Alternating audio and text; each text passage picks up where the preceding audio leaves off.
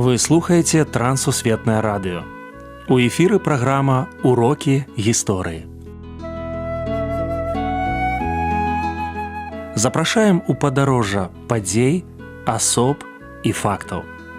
Вучыцеся разам з намі.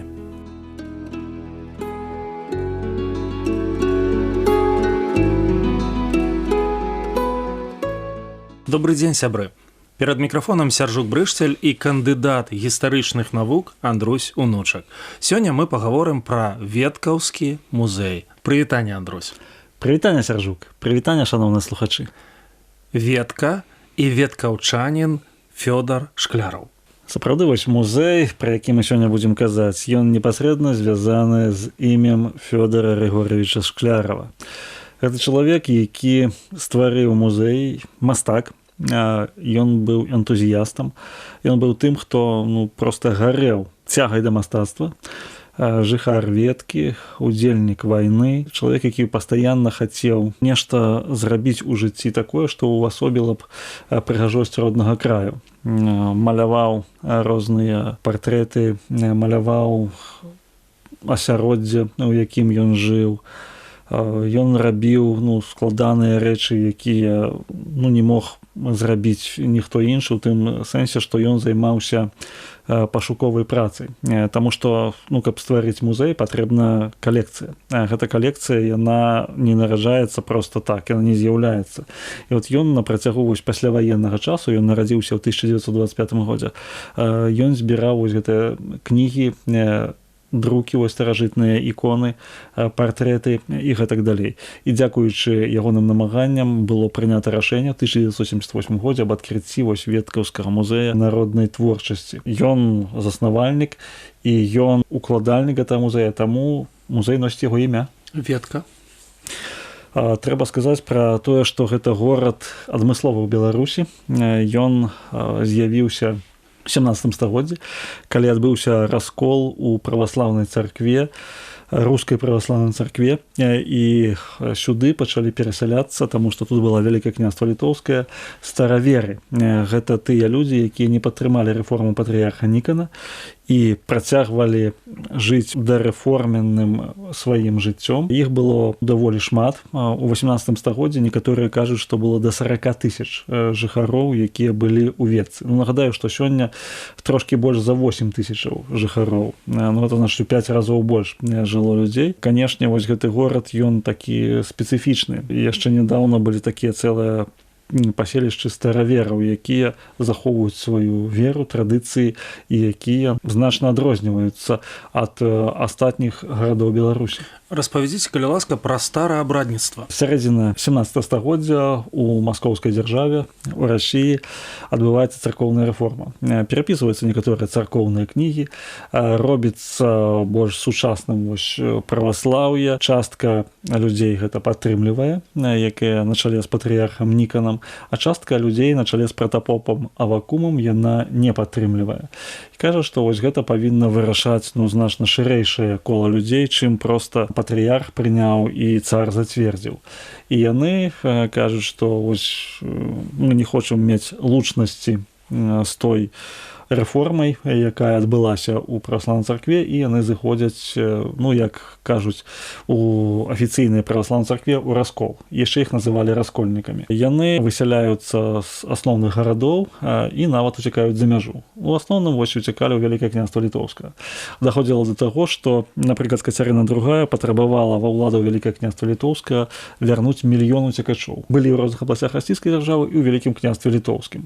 Чым адрозніваліся? Адрозніваліся, канешне, тым, што яны былі вельмі моцна ўнутранай салідарнасцю. Яны трымаліся адзін ад аднаго, жылі такімі супольнасцямі, і для іх было вельмі важным захаваць тую традыцыю і тую веру, якую афіцыйныя ўлады Расійскай імперыі пераследавалі. Гісторыя стварэння музея.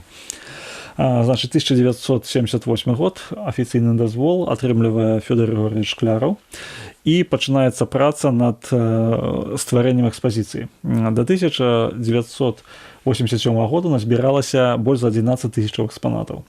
Ну і патрэбна сказаць, што вылучылі спецыяльнае памяшканне, двухпавярховы будынак у Ветцы, і там размясцілася некалькі важных экспазіцыйных залаў. Гэты музей фактычна вось з 1987 году пачынае сваю працу, дзе прадстаўлены найбольшыя шэдэўры такой веткаўскага іканапісу, таму што адмысловая школа была іканапісу.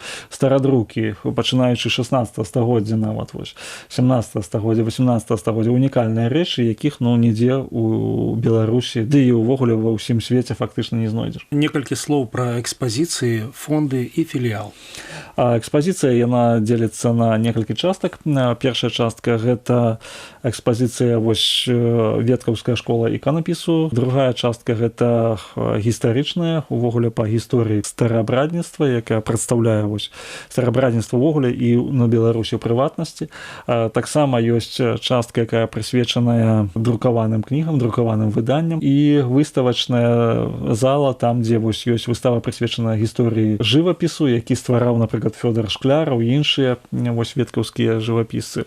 Фактычна гэта такі музей даволі сур'ёзны. У фондах я кажу, што больш за 12 тысяч адзінак захавання, вельмі шмат назбіралі і адкрылі філіял у Гомелі. Таму такі шмат комплексны музей. Чаму нам неабходна вывучаць і захоўваць беларускія традыцыі? Беларускія традыцыі, яны звязаны з духоўнай культурай беларускага народу. Тое самае стараверства ці стараабрадніцтва. Яно ж, у прынцыпе, безумоўна, ужо столькі стагоддзяў разам з беларусамі жывуць стараверы, што стала часткай нашай культуры. І трэба сказаць, што ў Беларусі іх прымалі з пашанай да іх поглядаў, да іх веры, да іх звычаяў. І яны ставіліся да беларусаў вельмі пазітыўна.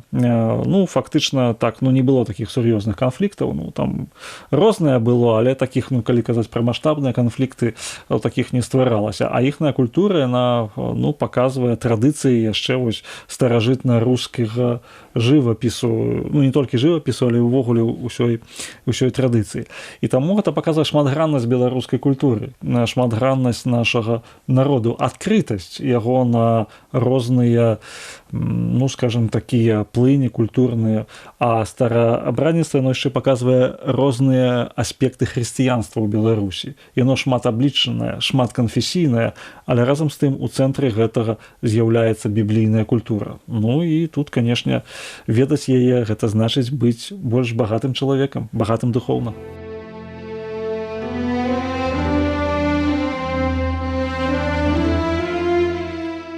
Веткаўскія экскурсаводы распавядаюць гісторыю. Фёдор Рыгорович Шкляраў збіраў артэфакты для музея. Падчас чарговай пашуковай экспедыцыі зайшоў у стараабрадніцкі дом. За сталом сядзіць жанчына і чытае кнігу. Ён адразу зразумеў – каштоўнае духоўнае выданне. Прадайце. Катэгарычная адмова і словы «Не кніга належыць мне, а я ёй». Шчыра хачу, каб такая беларуская традыцыя любові да Бібліі захоўвалася ў нашага насельніцтва.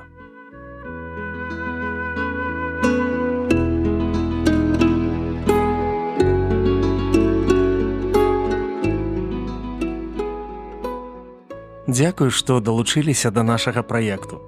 Калі ў вас ёсць пытанні, пішыце, калі ласка, на адрас Трансусветнае радыё, урокі гісторыі.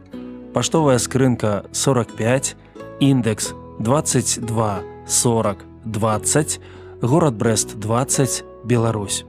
Пакідаю для сувязі электронную пошту rmtwr.by@gmail.com. Шукайце нас на сайце twr.fm.